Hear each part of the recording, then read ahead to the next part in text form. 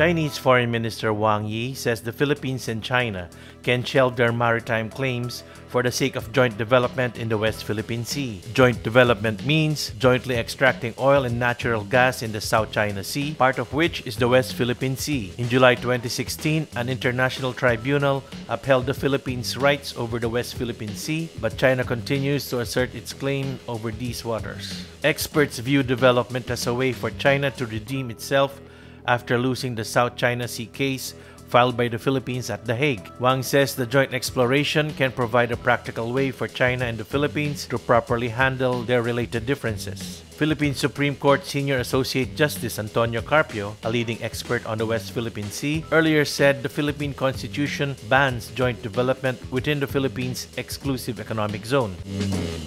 Opposition congressmen slammed President Rodrigo Duterte's order to let the armed forces of the Philippines take over the Bureau of Customs. They likened the move to the imposition of martial law nationwide. Duterte made the announcement Sunday, October 28, saying a military takeover would help address corruption allegations against the BOC. Akbayan Representative Tom Villarin says it's as if President Duterte has imposed nationwide martial law. The drug problem has now become a weapon of convenience. Bayan Muna Representative Carlos Zarate asks, is the Philippines under martial law? He asks what's the legal basis for this. He adds, drugs slipping past the government, incompetence, corruption of President Duterte's people. Do these constitute lawless violence? He says the Constitution only allows the President to call out the military to prevent lawless violence, invasion, or rebellion. ACT Teachers Representative Antonio Tino, for his part, says the BOC takeover is both unconstitutional and illegal. He adds, civilian authority is at all times supreme over the military. He also says the president does not have that kind of power. Justice Secretary Menardo Guevara justifies the move, saying a military takeover of the BOC does not violate the civilian supremacy rule because its recently appointed customs chief, Rey Guerrero, is now a civilian.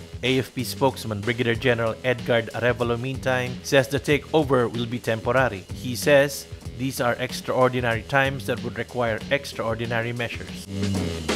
A group of Pittsburgh Jewish leaders tell President Donald Trump he bears the responsibility for the deadly shooting at a synagogue in the U.S. city. 11 people, most of them elderly, were gunned down at the Tree of Life synagogue Saturday morning by a shooter. The shooter says he wanted all Jews to die. In an open letter, the Jewish leaders call on Trump to fully denounce white nationalism, to stop targeting and endangering all minorities, to cease your assault on immigrants and refugees, and to commit yourself to compassionate democratic policies that recognize the dignity of all of us. The letter says Trump is not welcome in Pittsburgh unless he does so. Trump announced his intent to visit the city.